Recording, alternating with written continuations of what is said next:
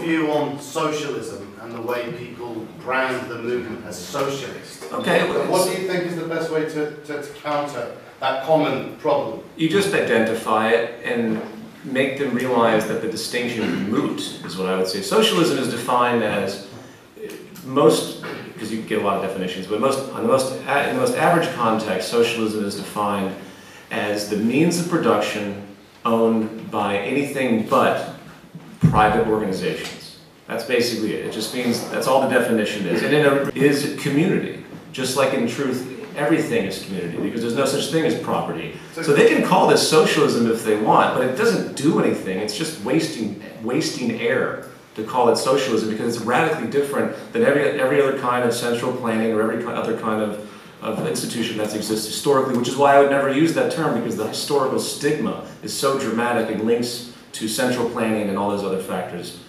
Plus, as I'll point this out, one more thing is means of production has become equally as antiquated. It's a cultural lag. But these people don't know that. Yeah, they get the idea in their head. It's social. Then there's no easy answers. You can't just in one sentence dismiss people that bring these things up, which is why I brought up these numerous issues. Like people say, well, the means of production. Who owns the means of production? You say it's well. First of all, what do you mean by means of production?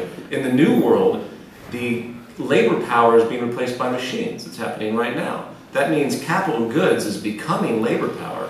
Simultaneously, capital goods are becoming smaller and smaller and smaller, which means they're becoming consumer goods, like 3D printing.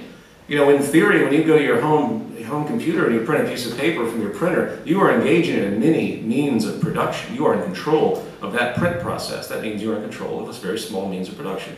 The lines are blurring dramatically from the scales, the economies of scale we had, both in Soviet communism and that we have now in the free market with these massive industrial processes. It's getting smaller and smaller and smaller, which makes things on demand. So in other words, it becomes convoluted. So the very notion of socialism by historical defense is convoluted and culture lagged compared to where we are today. Yeah. So.